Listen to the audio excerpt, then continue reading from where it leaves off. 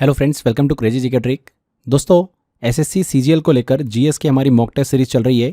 इस सीरीज का ये आखिरी 20वां मॉक टेस्ट हमारा होने वाला है।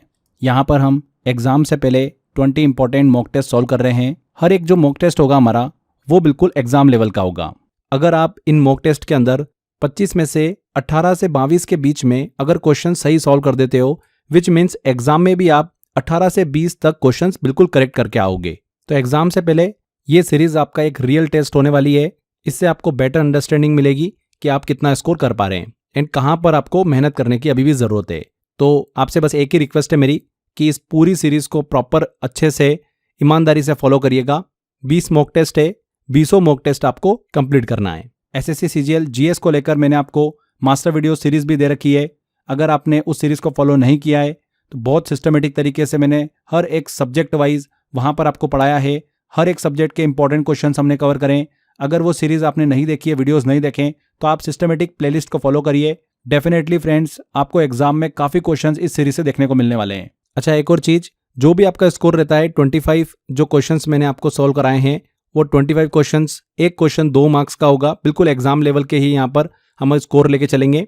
तो जो भी आप फाइनल स्कोर करते हो, आप कमेंट बॉक्स में ज़रूर बताइएगा मुझे कि आपका फाइनल स्कोर क्या रहा। एक क्वेश्चन सही करने के आपको 2 मार्क्स मिलेंगे और एक क्वेश्चन गलत होता है तो 0.5 की आपकी माइनस मार्किंग होने वाली है। ठीक है, तो चलिए अब हम हमारे सेशन को स्टार्ट करते हैं। पहला क्वेश्चन है, गहराई के अनुसार झीलों का सही क्रम कौन सा है? 4 झीलें दे रखी है हमको, कैस्पियन सागर, तांगानिका, वोस्तोक और बैकाल। इनमें हमको झीलों का सही क्रम देखना है, अधिकतम से न्यूनतम तक गहराई के अनुसार।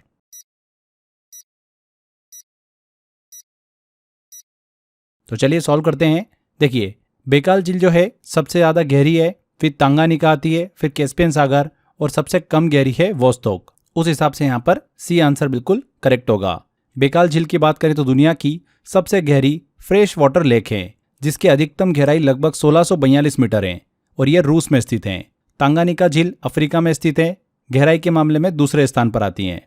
इसकी अधिकतम गहराई लगभग 1470 मीटर है। फिर कैस्पियन सागर आता है, दुनिया का सबसे बड़ा इनलैंड वाटर बॉडी है। इसकी गहराई है लगभग 1025 मीटर के आसपास। हालांकि इसे सागर कहा जाता है, बट ये वास्तव में एक झील ही है क्योंकि इसका समुद्र से कोई भी संपर्क नहीं है। नेक्स्ट आता है वोस्तोक झील। ये अंटार्कटिका में बर्फ की मोटी परत के नीचे स्थित है। इसकी अधिकतम गहराई है लगभग 900 मीटर के आसपास। आगे बढ़ते हैं, नेक्स्ट क्वेश्चन लेते हैं अब। निम्नलिखित में से किसकी स्थापना हिल्टन यंग आयोग की सिफारिश पर की गई थी? सेबी, आरबीआई, एसबीआई या नाबार्ड?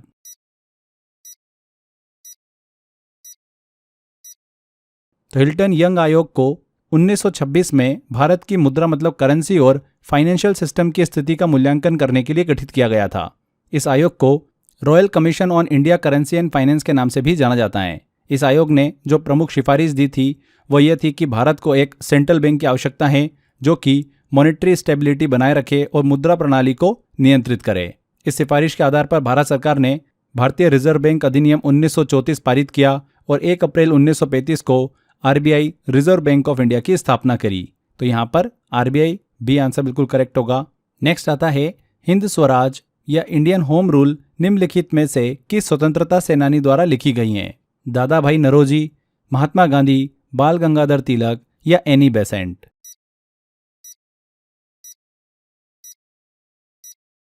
तो हिंद स्वराज या Indian home rule Mahatma Gandhi द्वारा लिखी गई एक प्रसिद्ध राजनीतिक पुस्तक है। ये पुस्तक गांधी जी ने 1909 में लिखी थी, जब वो साउथ अफ्रीका से इंग्लैंड जा रहे थे। उसी दौरान उन्होंने इसे समुद्री यात्रा के दौरान लिखा था। ये जो पुस्तक है उन्होंने अपने बाएं हाथ से लिखी थी क्योंकि उस समय उनके दाहिने हाथ में दर्द था। इस पुस्तक में गांधी जी ने सेल्फ रूल, स्वशासन की अवधारणा को स्पष्ट किया था। साथ ही उन्होंने वेस्टर्न सिविलाइजेशन, पश्चिमी सभ्यता की आलोचना की। उन्होंने मशीनों और आधुनिक जीवन शैली के प्रभावों को भी चर्चा में लिया। इस पुस्तक में नॉन वायलेंस एंड सत्याग्रह के विचारों की शुरुआती झलक देखने को मिलती है। ये जो पुस्तक है मूल रूप से गुजराती भाषा में लिखी गई थी। बाद में इसका अंग्रेजी ट्रांसलेशन हुआ इंडियन होम रूल के नाम से। Mahatma Gandhi B answer. कौटिल्य के सप्तांग सिद्धांत में अमात्य निम्नलिखित में से किसको दर्शाता है? मित्र, मंत्री और अधिकारी, किला या फिर क्षेत्र, टेरिटरी?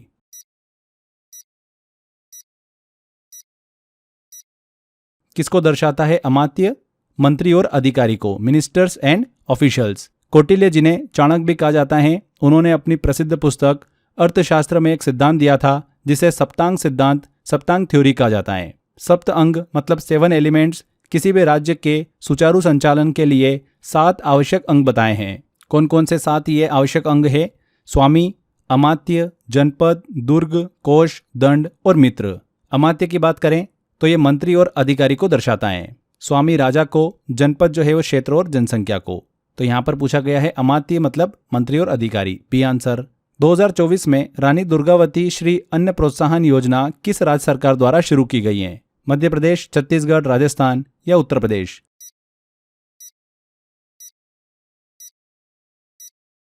तो मध्य प्रदेश सरकार ने रानी दुर्गावती श्री अन्न प्रोत्साहन योजना की शुरुआत करी। श्री अन्न यानी मोटे अनाज के उत्पादन को बढ़ावा देना।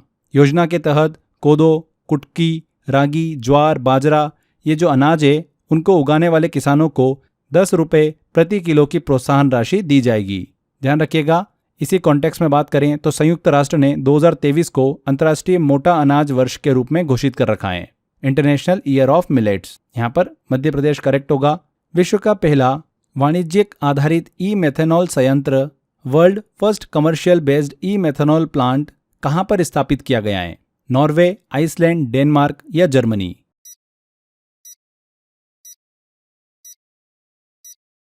कहाँ पर स्थापित किया गया? डेनमार्क में। ये जो संयंत्र है, ये प्लांट डेनमार्क में आबेनरा नामक एक स्थान है, वहां पर स्थापित किया गया है।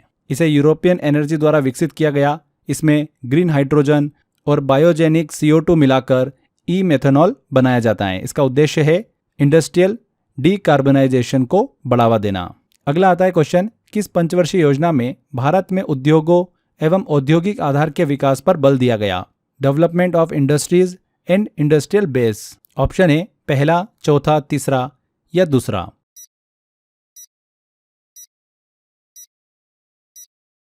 तो दूसरी पंचवर्षीय योजना सेकेंड 5 ईयर प्लान 1956 से 1961 के दौरान लागू किया गया था। यह योजना PC महालनोबिस मॉडल पर आधारित थी।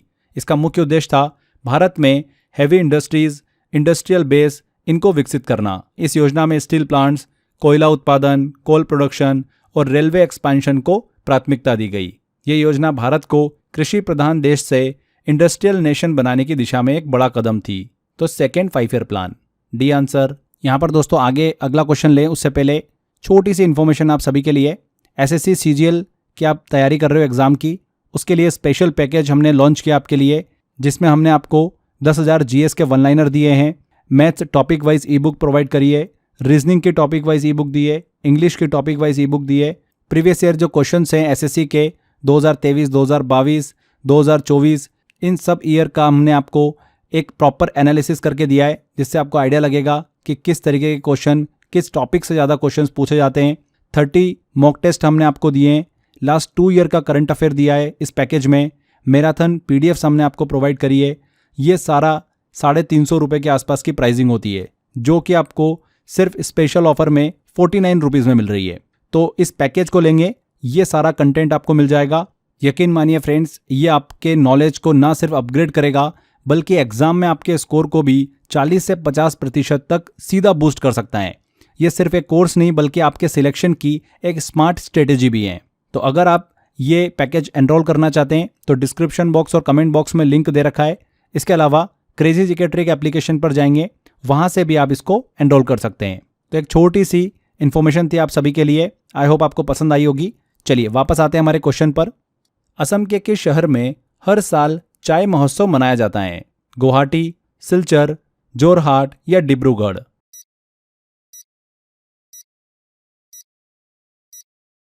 तो किस शहर में हर साल चाय महोत्सव मनाया जाता है? जोरहाट में।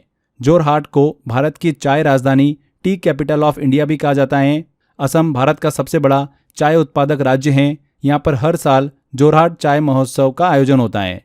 इस महोत्सव में चाय की खेती, प्रोसेसिंग और व्यापार को प्रदर्शित किया जाता है। तो सी आंसर करेक्ट है। नेक्स्ट आता है, निम्नलिखित में से कौन सा जोड़ा यहाँ पर पेयर जो है वो इनकरेक्टली मैच्ड है? ब्रायोफाइटा, मॉस, एंजियोस्पर्म गुलाब, टेरिडोफाइटा साइकस या जिम्नोस्पर्म पाइनस?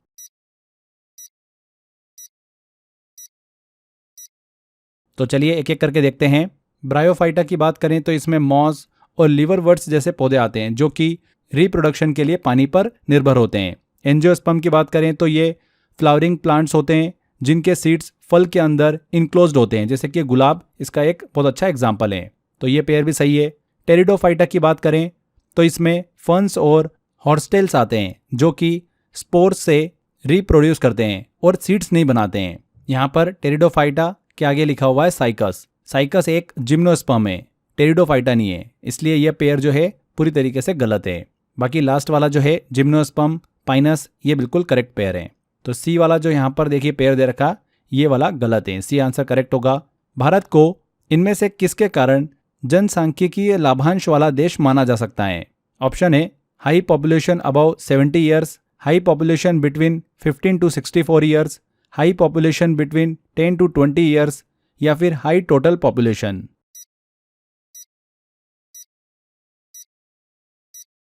तो डेमोग्राफिक डिविडेंड जनसांख्यिकीय लाभांश उस स्थिति को कहते हैं जब किसी देश की कामकाजी आयु वर्ग जो होती है 15 से 64 वर्ष की, उसकी जनसंख्या नॉन वर्किंग पॉपुलेशन से अधिक होती है। इस स्थिति में देश के पास अधिक युवा वर्कफोर्स होती है जो कि आर्थिक विकास, इकोनॉमिक ग्रोथ को तेज कर सकती हैं। भारत में फिलहाल 15 से 64 वर्ष के बीच की जनसंख्या बहुत अधिक है, जिससे भारत को डेमोग्राफिक डिविडेंड का फायदा मिल रहा है। तो यहाँ पर 15 से 64 वर्ष के बीच अधिक जनसंख्या, बी आंसर बिल्कुल करेक्ट होगा। सिंधु जल संधि के अंतर्गत आने वाली किस नदी पर शाहपुर कंडी बांध बनाया गया है? झेलम, सिंधु, रावी या व्यास?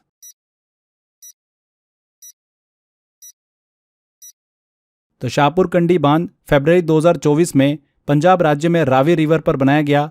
इसके कई उद्देश्य हैं, जैसे एग्रीकल्चर के लिए जल आपूर्ति, हाइड्रो इलेक्ट्रिक पावर जनरेशन।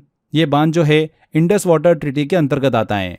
एक मल्टीपर्पज बांध है जिसकी हाइट 15.5 मीटर है और पावर कैपेसिटी है 206 मेगावाट। तो रावी नदी पर बनाया गया, सी आंसर। निम्न में से किसे भारत का दूसरा लोकपाल नियुक्त किया गया? दिलीप बी भोसले, प्रदीप कुमार मोहंती, अजय माणिकराव खानविलकर या पिनाकी चंद्र घोष?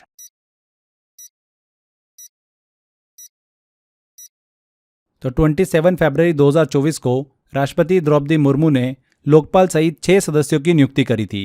पूर्व सुप्रीम कोर्ट न्यायाधीश अजय माणिकराव खानविलकर को भारत के दूसरे लोकपाल के रूप में नियुक्त किया गया। उन्होंने पिनाकी चंद्र घोष का स्थान लिया जो कि भारत के पहले लोकपाल थे। यहाँ पर सी आंसर। प्रसिद्ध संगीतकार फैयाज खान किस संगीत वाद्य यंत्र से संबंधित हैं? शहनाई, वीणा, तबला या सितार?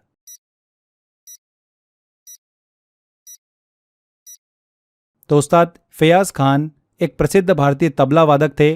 उन्होंने तबला वादन की दुनिया में अंतर्राष्ट्रीय स्तर पर ख्याति प्राप्त की और अनेक महान कलाकारों के साथ संगत की है। हालांकि एक अन्य फैयाज खान आगरा घराने के महान गायक भी थे, लेकिन सामान्यतः जब वाद्य यंत्र से जुड़ा प्रश्न आता है तो फैयाज खान को तबला वादक के रूप में ही जाना जाता है। वो दिल्ली घराने से जुड़े थे और मृदंगम जो वाद्य यंत्र है उसमें भी दक्ष थे। तो किस संगीत वाद्य यंत्र से संबंधित थे? Tabla, C answer. रायगढ़ घराना निम्नलिखित में से किस नृत्य शैली से संबंधित है? ओडिसी, कथकली, कथक या मणिपुरी?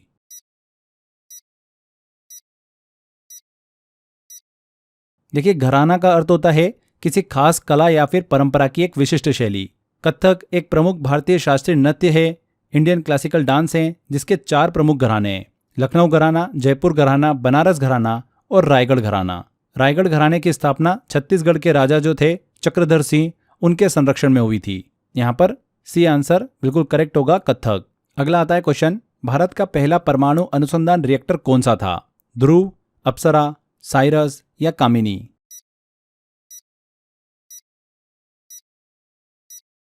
तो अप्सरा भारत का पहला परमाणु अनुसंधान रिएक्टर था। इसे 4 अगस्त 1956 को भाभा परमाणु अनुसंधान केंद्र ट्रॉम्पे, मुंबई में शुरू किया गया था। यह यूके की सहायता से डिजाइन किया गया था और ईंधन भी वहीं से लाया था। इसका उपयोग न्यूक्लियर फिजिक्स, रेडिएशन केमिस्ट्री और मटेरियल साइंस में अनुसंधान के लिए किया गया, बी आंसर। भारत का संविधान निम्नलिखित में से किस तिथि को ग्रहण किया गया था? 26 नवंबर 1949, 26 जनवरी 1949, 26 नवंबर 1950 या 26 जनवरी 1950?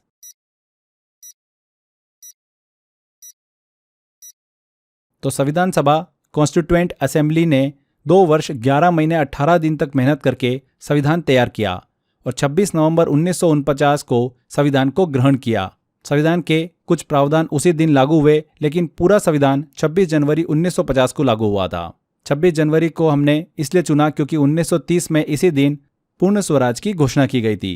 26 नवंबर को अब हम संविधान दिवस के रूप में भी सेलिब्रेट करते हैं।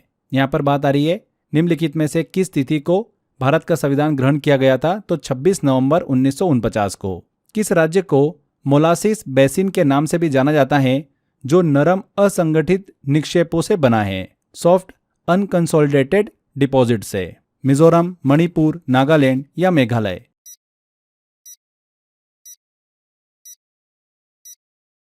तो मोलासिस बेसिन एक जियोलॉजिकल टर्म है जो ऐसे क्षेत्रों को दर्शाता है जहां पर सॉफ्ट कंसोलिडेटेड सेडिमेंट्स पाए जाते हैं। ये मिट्टी आमतौर पर पर्वतों के कटाव से बनती है और रिवर सिस्टम के लिए जमा होती है।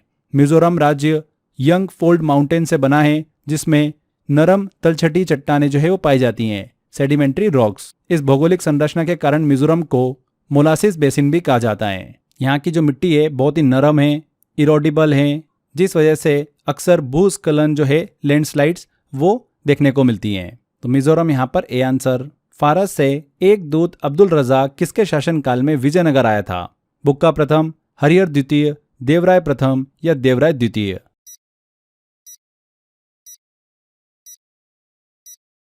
तो अब्दुल रज़ाक फारस के समरकंद से आए एक दूत थे, एम्बेसडर थे, जिन्होंने 1443 से 1444 में विजयनगर साम्राज्य की यात्रा की थी। उस समय शासक थे देवराय द्वितीय, जो कि संगम वंश के सबसे शक्तिशाली शासकों में से एक माने जाते हैं। अब्दुल रज़ाक ने अपनी यात्रा में विजयनगर की समृद्धि, भव्य भवन, प्रशासन और संस्कृति का सुंदर वर्णन किया है। तो यहाँ पर देवराय द्वितीय। किस अनुच्छेद के अनुसार राज्य की विधान परिषद भंग होने के अधीन नहीं होगी? अनुच्छेद 171(1), अनुच्छेद 171(2), अनुच्छेद 172(1) या अनुच्छेद 172(2)?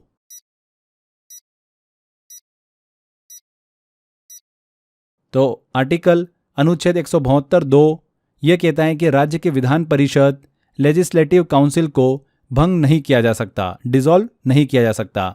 ये एक स्थायी सदन होता है, परमानेंट हाउस होता है, जैसे केंद्र में राज्यसभा होती है। हर 2 साल में इसके 1/3 सदस्य 1/3 मेंबर्स रिटायर होते हैं और नए सदस्य चुने जाते हैं। विधान परिषद जो होती है हमेशा कार्यशील रहती है। तो अनुच्छेद 172(2) डी आंसर। दक्षिण अफ्रीका में महात्मा गांधी से संबंधित निम्नलिखित घटनाओं को कालानुक्रमिक क्रम में व्यवस्थित करें। 4 घटना दे रखी है। समाचार पत्र इंडियन ओपिनियन शुरू किया, नेटाल इंडियन कांग्रेस का गठन, टॉल्स्टॉय फार्म की स्थापना और पहला सत्याग्रह अभियान।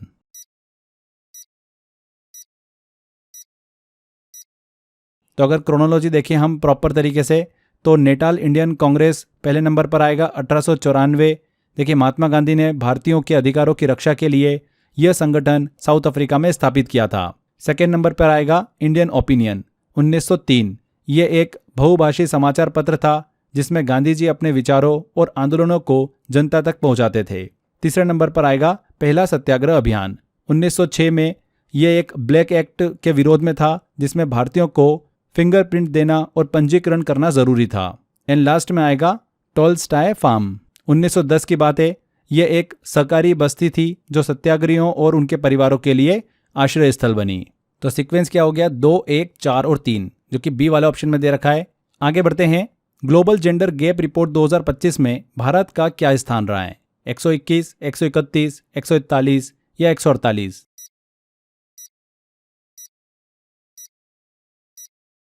तो भारत का स्थान रहा है 131। ये रिपोर्ट वर्ल्ड इकोनॉमिक फोरम द्वारा प्रकाशित की जाती है।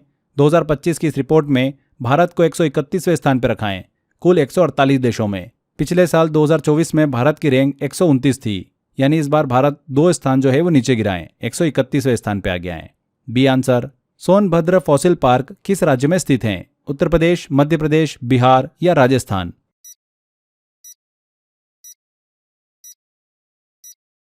तो सोनभद्र फॉसिल पार्क उत्तर प्रदेश में स्थित है। इसको सलखन फॉसिल पार्क के नाम से भी जाना जाता है। यह उत्तर प्रदेश के सोनभद्र जिले में रॉबर्ट्सगंज के पास स्थित है। यहाँ पर पाए गए जीवाश्म फॉसिल्स लगभग 1.4 बिलियन ईयर पुराने हैं। इसे यूनेस्को की टेंटेटिव वर्ल्ड हेरिटेज लिस्ट में भी शामिल किया गया है। उत्तर प्रदेश में स्थित है। 70वें राष्ट्रीय फिल्म पुरस्कार 2024 में सर्वश्रेष्ठ अभिनेता का पुरस्कार किसने जीता है? अल्लू अर्जुन, अक्षय कुमार, ऋषभ शेट्टी या रामचरण?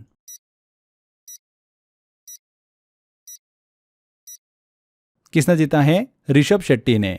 उनकी कन्नड़ फिल्म कांतारा में शानदार अभिनय के लिए उन्हें बेस्ट एक्टर का अवार्ड मिला है। बेस्ट फीचर फिल्म का अवार्ड मिला है अट्टम को, मलयालम फिल्म में बेस्ट एक्ट्रेस का अवार्ड मिला है नित्या मेनन और मानसी पारिक को।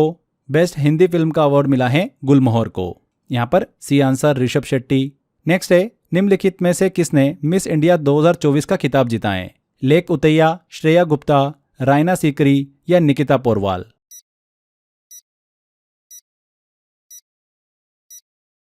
तो निकिता पोरवाल मध्य प्रदेश के उज्जैन से हैं। उन्होंने 2024 में फेमिना मिस इंडिया का खिताब अपने नाम किया है। डी आंसर करेक्ट होगा। 2024 में किस देश ने बॉल्ड ईगल को आधिकारिक तौर पर देश का राष्ट्रीय पक्षी बनाया है? ईरान, इराक, अमेरिका या फिर कनाडा?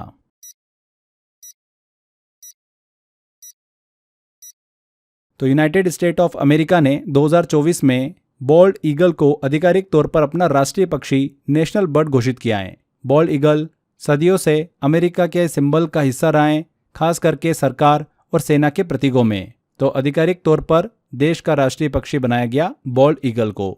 अमेरिका यहाँ पर सी ऑप्शन बिल्कुल करेक्ट है। तो यहाँ पर हमारा ये टेस्ट कंप्लीट होता है। जो भी आपका स्कोर रहा है इस टेस्ट के अंदर 25 में से आपने कितने क्वेश्चन सही करे हैं, जितने भी क्वेश्चन आपने सही करें उसमें 2 का मल्टीप्लाई हो जाएगा, क्योंकि एक क्वेश्चन 2 मार्क्स का है। एंड जितने क्वेश्चन आपने गलत करें उसकी 0.5 की माइनस मार्किंग होगी। उसके हिसाब से आपका जो भी फाइनल स्कोर हो रहा है वो आपको यहाँ पर कमेंट में बताना है। ठीक है, ईमानदारी से बताइएगा अपना स्कोर, जिससे कि धीरे धीरे आप मेहनत करके अच्छे स्कोर तक पहुंच पाओ। तो ये था हमारा इस सीरीज का आखिरी टेस्ट, 20वां टेस्ट। आई होप आपको मज़ा भी आया होगा एंड जहाँ पर आपकी गलती हो रही है वो पॉइंट भी आपको समझ में आया होगा। बस ऐसे ही लगातार अच्छे से मेहनत करते रहो। एसएससी सीजीएल को लेकर लास्ट टाइम रिवीजन के लिए मैंने आपको 100 आवर जीएस का मेरा कोर्स दे रखा है, उसको अच्छे से पढ़ते रहो, रिवीजन करते रहो फ्रेंड्स। सिस्टमेटिक तरीके से to the point exam oriented content मैंने आपको प्रोवाइड कर रखा है। मात्र 500 रुपये का कोर्स है। बहुत सारे बच्चों ने लिया है कोर्स वो, और लगातार अच्छे से पढ़ रहे हैं। बस ऐसे ही पढ़ते रहो। जिन भी स्टूडेंट्स ने नहीं लिया है, डिस्क्रिप्शन बॉक्स और कमेंट बॉक्स में लिंक दे रखा है, वहां पर क्लिक कर कर आप कोर्स को एनरोल कर सकते हैं। 5 मंथ की वैलिडिटी है।